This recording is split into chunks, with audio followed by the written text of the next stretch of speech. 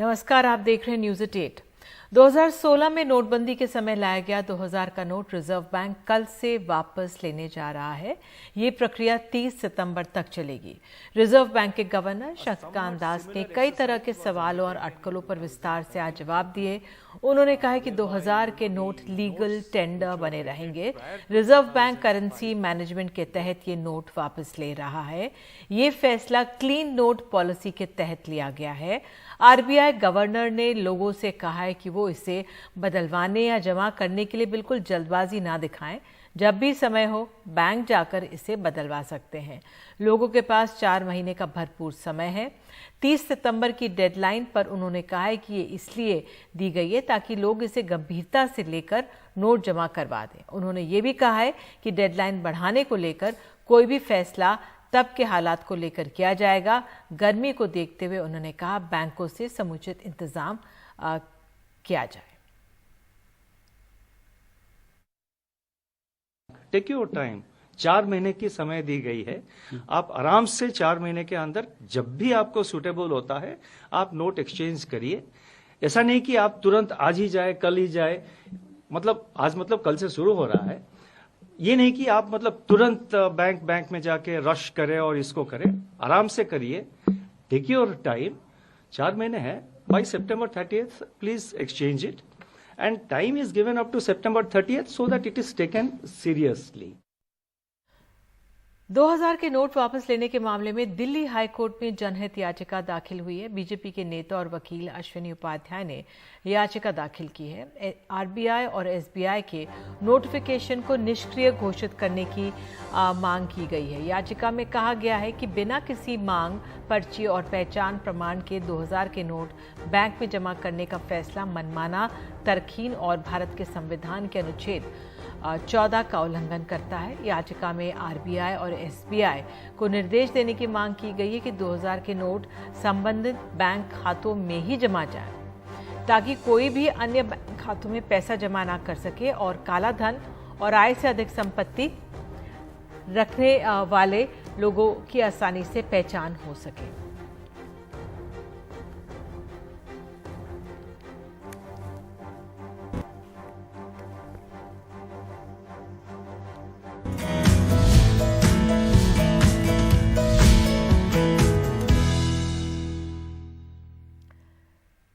और पुख्ता सुरक्षा इंतजामों के बीच कश्मीर में G20 टूरिज्म ग्रुप की आज से 3 दिवसीय बैठक शुरू हो गई। भारत ने बैठक से पहले ही अपना रुख साफ करते हुए कहा है कि यहां आकर लोग देखेंगे कि धरती पर स्वर्ग कैसा होता है। आपको बता दें कि आतंकी साजिश के अलर्ट के बाद सुरक्षा के बेहद कड़े इंतजाम किए गए हैं। G20 की टूरिज्म डेलीगेट्स वर्किंग ग्रुप की बैठक में पूरे क्षेत्र में सतत विकास का लेकर विस्तार से चर्चा हुई। दरअसल टूरिज्म वर्किंग ग्रुप की ये बैठक आज से 24 मई तक चलेगी। और सबसे अहम बात यह है कि अंतर्राष्ट्रीय स्तर की पहली बैठक कश्मीर में हो रही है एक अरसे बाद। जब से अनुच्छेद 370 हटाया उसके बाद से ये पहली अंतर्राष्ट्रीय बैठक हो रही है। सुरक्षा के पुख्ता इंतजाम किए गए हैं। 3 लेयर्स ऑफ सिक्योरिटी इसमें की गई है। आइए देखते हैं रिपोर्ट।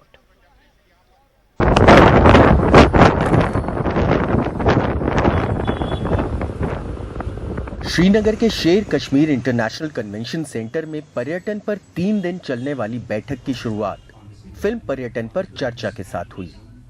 भारतीय फिल्म उद्योग की नुमाइंदगी कर रहे तेलुगु फिल्म स्टार रामचरण दक्षिण कोरिया के राजनयिक के साथ नाटू नाटू की धुन पर थिरकते नजर आए।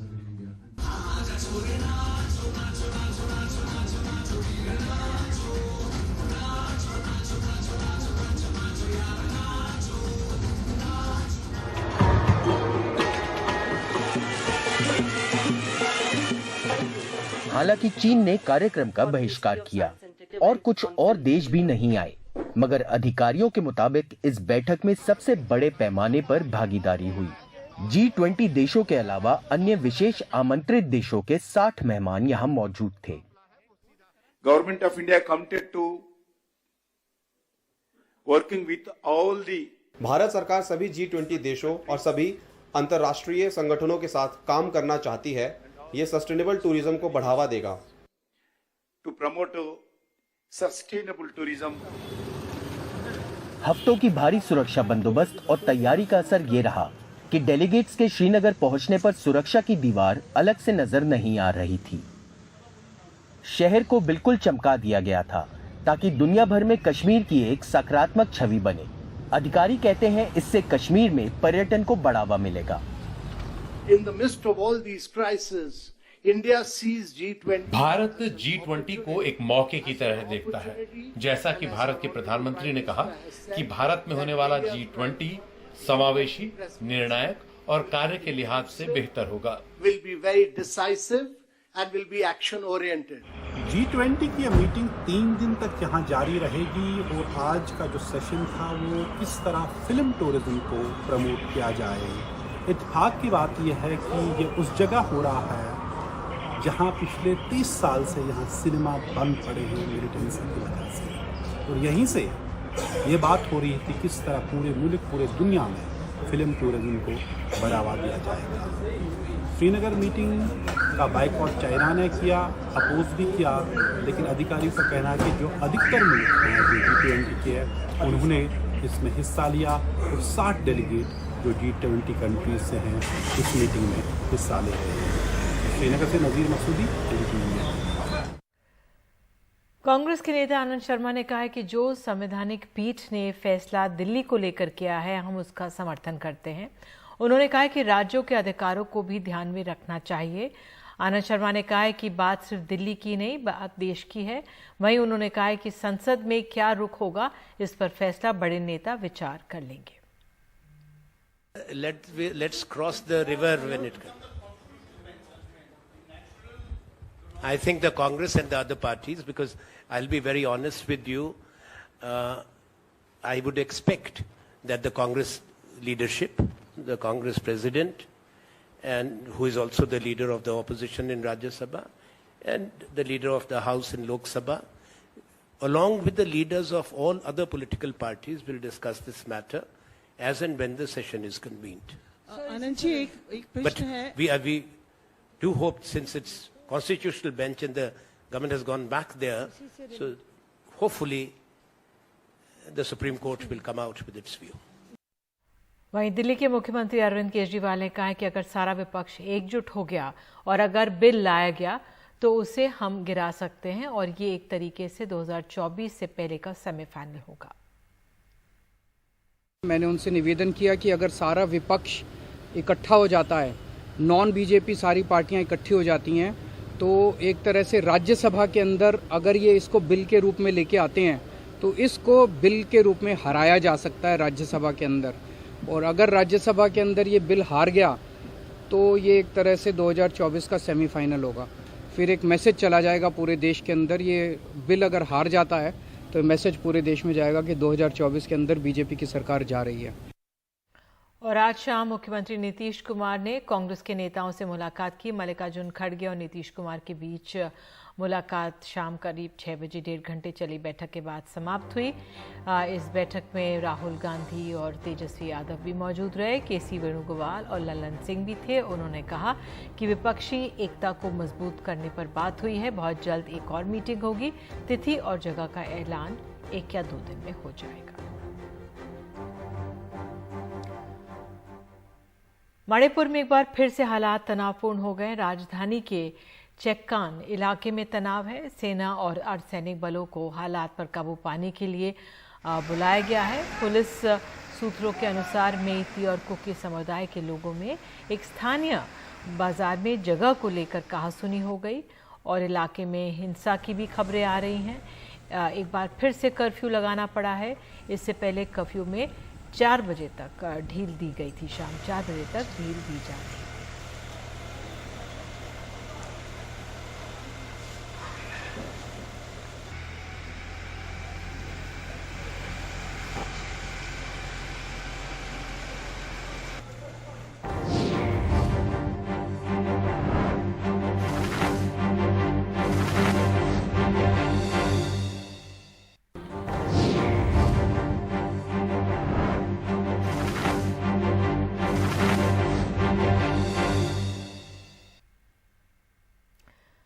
प्रधानमंत्री नरेंद्र मोदी को पपुआ न्यू गिनी और फिजी के सर्वोच्च नागरिक सम्मान से नवाजा गया है। प्रधानमंत्री मोदी ने पपुआ न्यू गिनी में forum for Indo Pacific island cooperation बैठक की मेजबानी की। इस बैठक में शामिल 14 देशों ने दुनिया के मंचों पर अपनी आवाज उठाने के लिए प्रधानमंत्री का शुक्रिया अदा किया।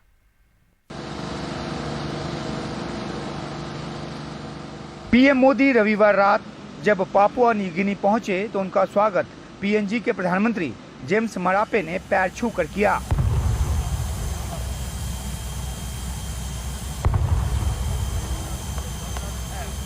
ये तस्वीर ही प्रधानमंत्री के प्रति वहां सम्मान के जज्बे को बताती है।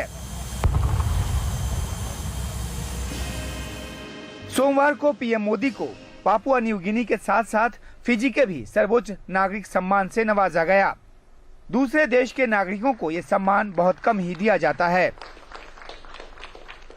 सम्मान के लिए मैं आपका बहुत आभार व्यक्त करता हूं। प्रधानमंत्री मोदी और पापुआ न्यू गिनी के पीएम जेम्स मरापे ने पोर्ट मोर्सबी में आयोजित forum for Indo Pacific island cooperation सम्मेलन की संयुक्त मेजबानी की। भारत के अलावा 14 देशों के इस फोरम का मकसद आपसी सहयोग और विकास का रहा।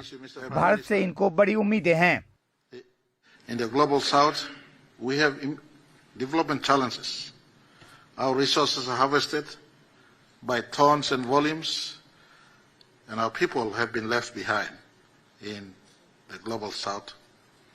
You have emerged as the leader of the global south, and I want to thank you for assuring me in our bilateral meeting this morning that you will advocate, as you host G20 this year, you will advocate on issues that relate to the global south.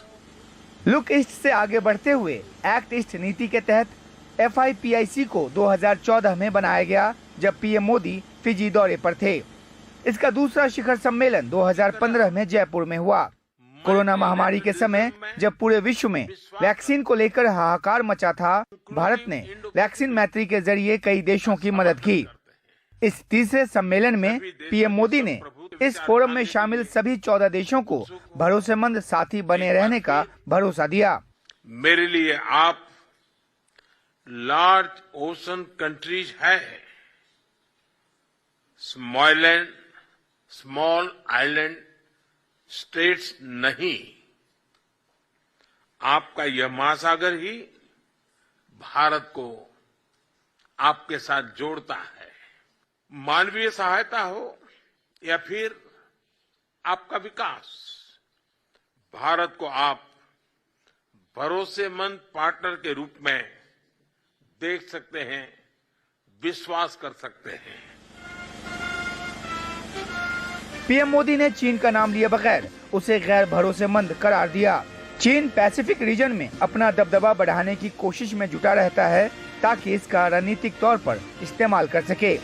किसी भी भारतीय प्रधानमंत्री के Papua New Guinea के इस पहले दौरे ने एक ऐसी आधारशिला रखी है जिस पर आगे चलकर मजबूत साझेदारी की जा सकती है।